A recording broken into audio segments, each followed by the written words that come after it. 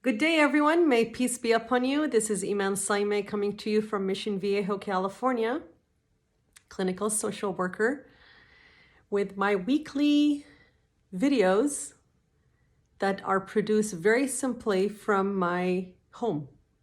Nothing fancy. And the idea is to raise awareness about mental health and to talk about different topics that I'm usually asked about from the community.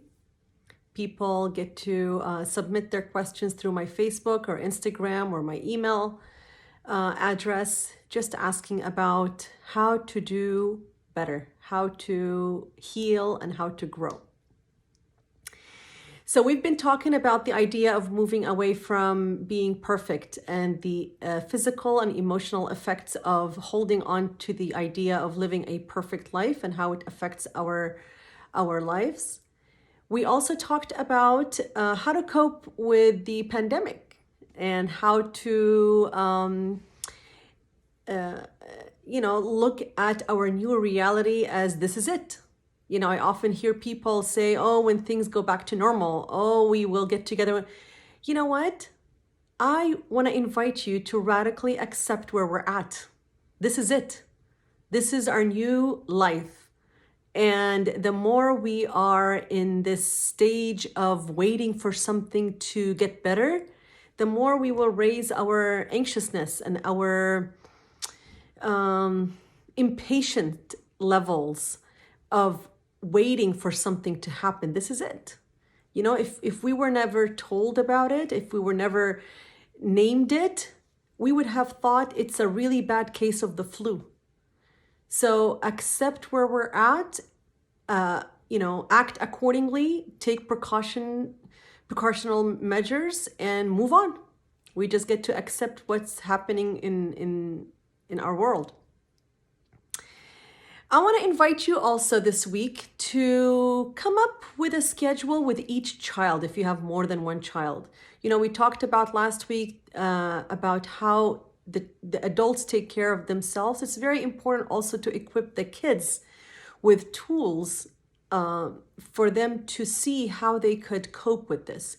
Coming up with daily schedules, designating a study place for each child in the home where they could decorate it and call their own. Let them help you with coming up with snacks and menus for lunch and breakfast and dinner. Let them have, chores to do around the house and take them to the grocery store and give them tasks to do at the grocery stores.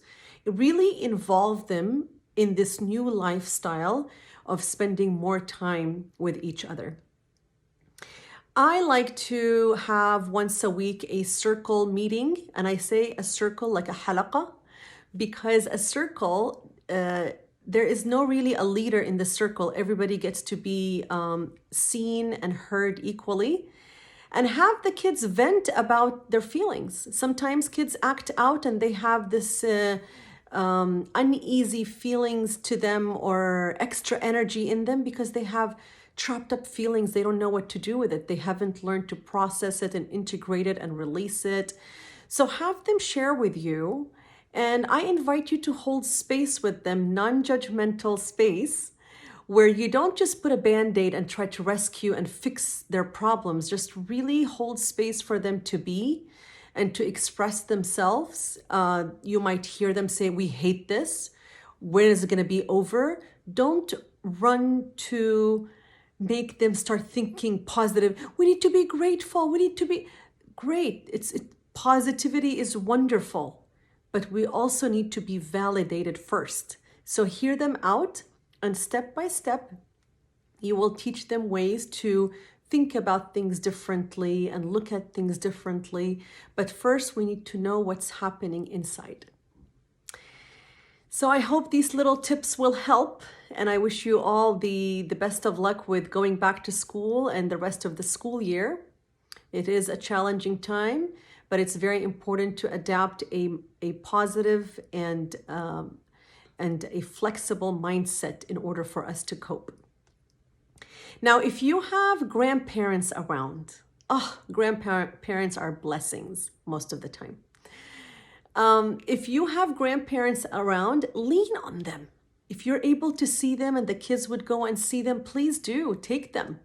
If they could be engaged with them virtually, that will be wonderful. They could read them a story. They could do an arts and crafts over Zoom or FaceTime. It's really nice way for them to stay connected and be social. Also with their friends, set up some virtual calls where they get to talk to their friends and see how their friends are coping with things. It's really enriching to know how other people are going about this new lifestyle. I want to share today that I am invited to a small wedding. I'm super excited. I love weddings. Wishing the bride and groom blessings and joy in their union. What's so exciting about this, the gentleman is half Lebanese and half Palestinian. The bride is half Indian, and I'm gonna mess it up, and half, I think from Fiji. I think it's from Fiji. And when I was told the different combinations, I was like, wow, what a beautiful, rich background, cultural diversity, all of it that they will be bringing in this union to one another and to their families and one day to their kids. What I would like to address today is sometimes our kids will end up choosing spouses that are not from our own cultural backgrounds. One will be Pakistani, the other one will be, American, one will be Indian, the other one will be Palestinian, one will be German, the other one will be French.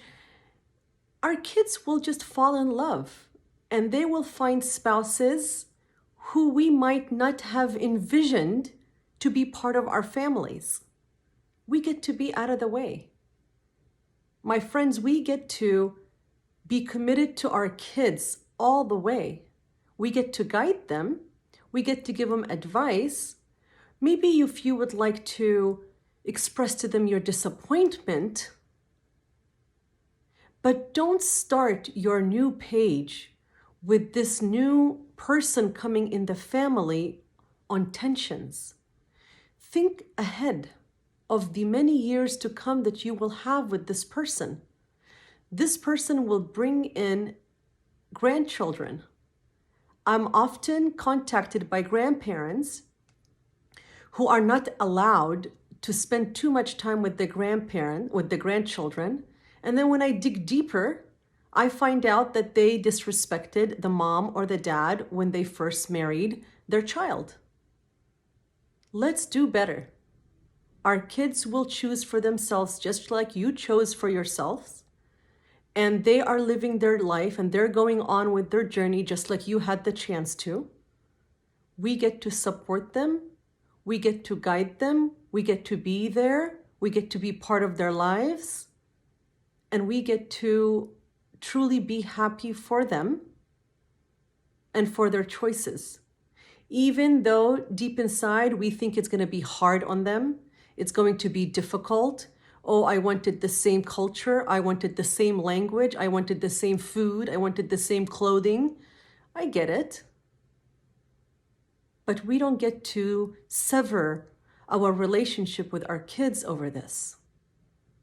Let's think ahead and let's do better. I hope this was beneficial. I wish each and every one of you peace of mind. I wish you success this week. And I wish you lots of fun and joyful family gatherings. Have a wonderful week, everyone.